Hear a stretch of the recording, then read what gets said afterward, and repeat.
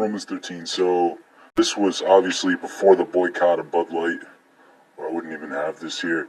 I'm going to use these all for target practice. That's what most people use these bottles for anyway. The bottoms I'll use for flint knapping, but I did bring this over to the tile stall, and what I did was try to remove a very flat edge plane. I'm going to try to shape this into a ℜ𝔬𝔪 though. So I'm not sure I'm going to be able to get all the curvature out of the edges. Even if I split it in half, I feel like I might have even a flatter surface, but that curve still is in there no matter what. So obviously pressure flaking might be able to remove some of that curvature. I don't remember if the goal was to remove it from the cup or if the goal was to remove it from the back. I slightly remember that if you removed it from the back, you might make the cup more severe.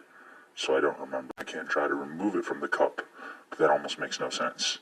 We'll see what happens. But that's a nice blank, I think, as is. If I was to wrap it up, because I want to do something simple. If I was to wrap it up and try to get it to a point, we might have like a little ℜ𝔬𝔪 knife, even if it was just one edge for like a survival tool.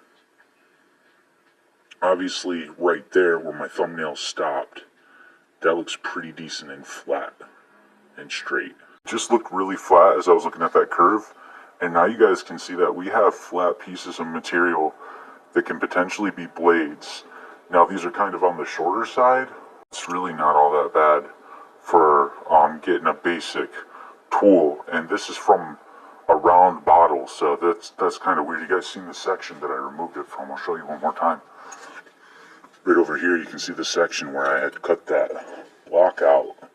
So getting this in half, this might be a future little ℜ𝔬𝔪 thing or an EDC thing, but now I gotta try to get a point and edge on these guys. One thing to mention is that I don't really think I can cut like a tanto on these guys, because a tile saw has a weird time doing stuff like that, but I might be able to get it kind of rounded. If you have a water grinder, which is basically like these two combined together, then you can pull off really nice points.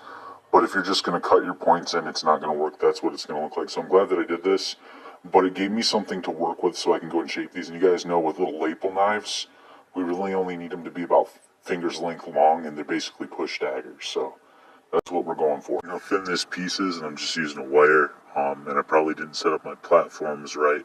I started getting some kind of flake scars. Someone can't really see it, but down here where that little U is right there, I tried getting some, but they weren't going that deep. They weren't running across like you would want them to. Could be because I haven't done this in a while either. But before I snap this in half, because I have a point on it and it is sharp and I can put a serrated edge on it, I mean, it's not super thin, you know, that's the thickness of it, which really isn't all that bad, because I end up with a lot of thicker pieces, usually like 3 times this size.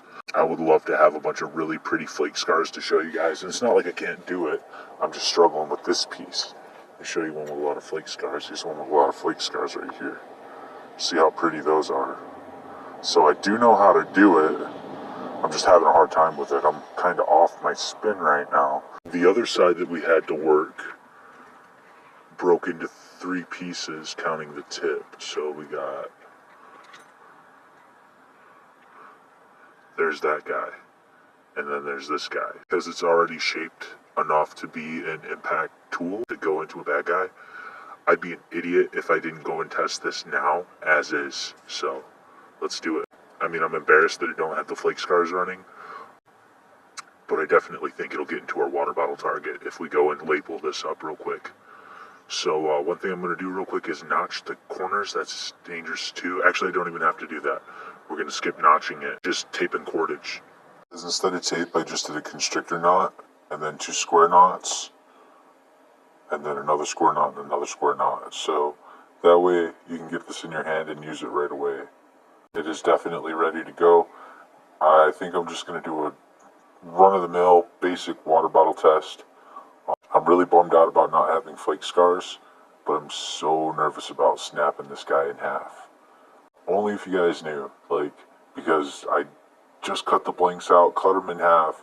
One broke into 3 sections while I was just trying to get rid of the square edge, and there's just so much that can go wrong. So being able to get some kind of an impact tool right away, I'm going to settle for it, and I'm not proud of it because I do know how to do flake scars. I showed you guys that, but I need a functional tool. So This is what I'm going for. Non-permissive environment weapon, self-defense tool, can be sharper than surgical steel.